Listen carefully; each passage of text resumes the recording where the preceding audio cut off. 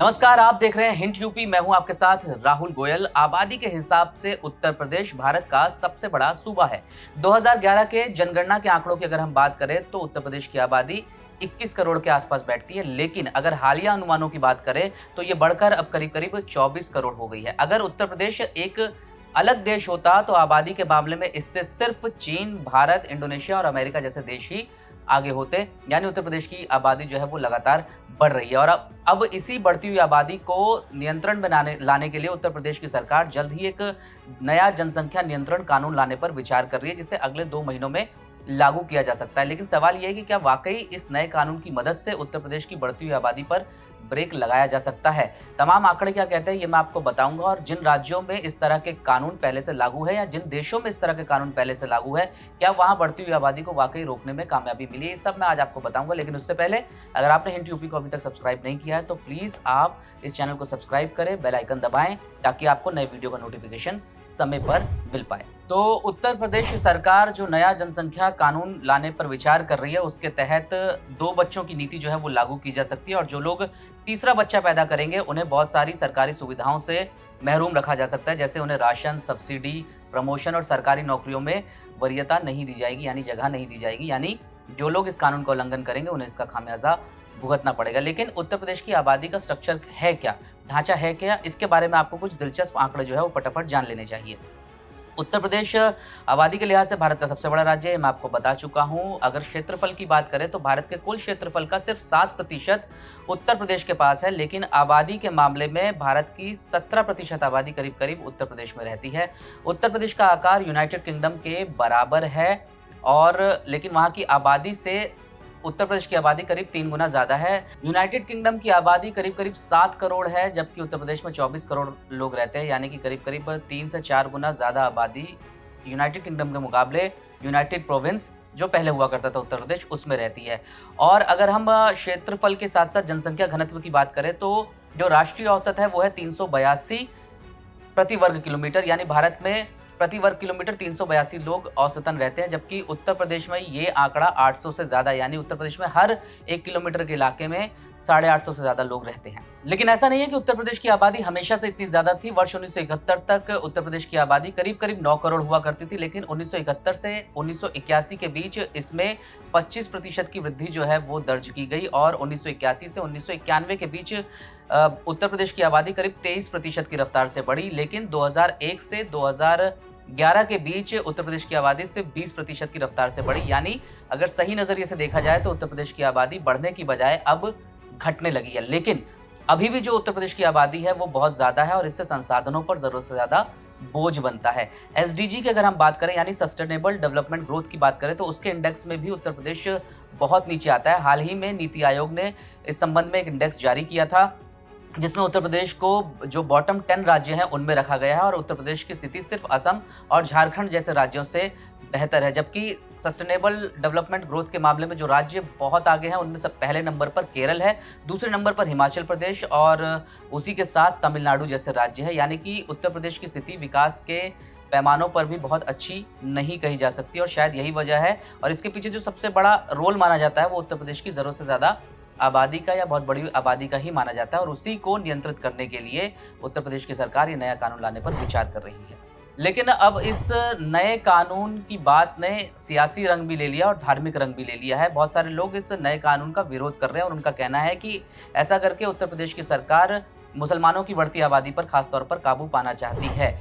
आप आंकड़े समझ लीजिए, 2001 तक उत्तर प्रदेश में हिंदुओं की संख्या 80.61% हुआ करती थी, जबकि मुसलमानों का हिस्सा जो था वो 18.50 था। लेकिन 2011 आते आते हिंदुओं की जनसंख्या घटकर 69.71% हो गई, जबकि मुसलमानों की संख्या 19% से ज्यादा हो गई। इसलिए बहुत सारे लोग कह रहे हैं कि ये मुसलमानों की बढ़ती हुई जनसंख्या को रोकने के लिए लाया जा रहा कानून है। तो उत्तर प्रदेश में फिलहाल जो आंकड़े बताते हैं वो ये बताते हैं कि 75 जिले हैं, इनमें से 57 जिले ऐसे हैं, ये सरकारी आंकड़े हैं, जिनमें हिंदुओं की आबादी घट रही है जबकि मुसलमानों की आबादी बढ़ रही है। और कुछ जिलों में तो स्थिति ये है कि हिंदू और मुसलमानों की संख्या या तो लगभग बराबर हो चुकी है, या कुछ एक जिले ऐसे भी है जहाँ मुसलमानों की आबादी हिंदुओं के मुकाबले ज्यादा हो चुकी है। लेकिन ये जो आरोप लगाया जाता है कि मुसलमानों में आबादी की दर क्योंकि ज्यादा है इसलिए वहां ज्यादा बच्चे पैदा हो रहे हैं और वो संसाधनों पर बोझ बन रहा है, इसमें कितनी सच्चाई है ये भी आपको जान लेना चाहिए।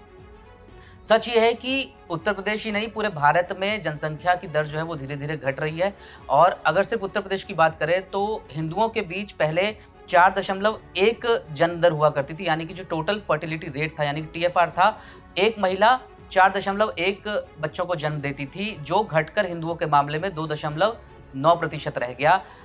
अब बात करते हैं मुसलमानों की। मुसलमानों में भी स्थिति यही थी। पहले 2001 तक करीब 4.8 टीएफआर था, यानी टोटल फर्टिलिटी रेट जो मुस्लिम महिलाओं के बीच था वो 4.8 था, जो घटकर 2.9 रह गया। यानी कि अगर आप दोनों की तुलना करेंगे तो मुसलमान आबादी में बच्चे पैदा करने की दर हिंदुओं के मुकाबले भी थोड़ी ज़्यादा तेज़ी से गिरी है। इसलिए जो लोग इस कानून का विरोध कर रहे हैं वो ये कह रहे हैं कि ये सिर्फ एक कम्युनिटी को या एक धर्म के लोगों को निशाना बनाने के लिए लाया जा रहा कानून है।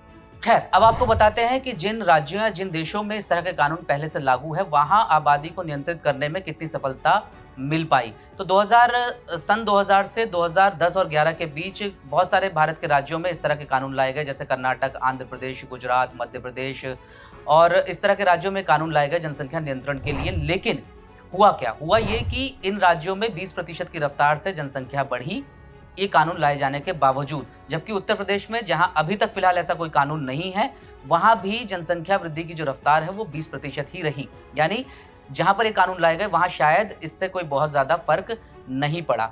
अब आपके दिमाग में एक देश का नाम जरूर आ रहा होगा, और वो है चीन, जिसने 1979 में यानी 1979 में वन चाइल्ड पॉलिसी लागू की थी, और उसकी चर्चा पूरी दुनिया में होती है। और कई बार कहा गया कि भारत को भी इसी तर्ज पर एक जनसंख्या नियंत्रण की नीति लानी चाहिए। लेकिन इतने वर्षों के बाद चीन में क्या हुआ? चीन में हुआ ये कि 2016 आते-आते, 18 आते-आते वहाँ पर बुजुर्गों की संख्या जो है वो बहुत ज़्यादा बढ़ गई, और 2020 तक वहाँ की टोटल आबादी में, कुल आबादी में 18.5% से ज़्यादा बुजुर्ग हो गए, जो फिलहाल अब वहाँ की अर्थव्यवस्था के लिए एक तरह का बोझ बन गए हैं। क्योंकि जाहिर सी बात है कि जो बुजुर्ग आबादी हो जाती है वो काम नहीं कर पाती और प्रोडक्टिविटी नहीं होती, और उनका ध्यान रखने के लिए राज्यों को या देशों को अलग से संसाधन जुटाने पड़ते हैं। इसलिए वहां पर वन चाइल्ड पॉलिसी को 2016 में वापस ले लिया गया। लेकिन अब भी चीन के लोग एक से ज्यादा बच्चा पैदा करने से कतरा रहे हैं, और वहां की आबादी अब धीरे धीरे घटने लगी है। भारत के साथ भी देर सवेर ऐसी ही स्थिति आने वाली है।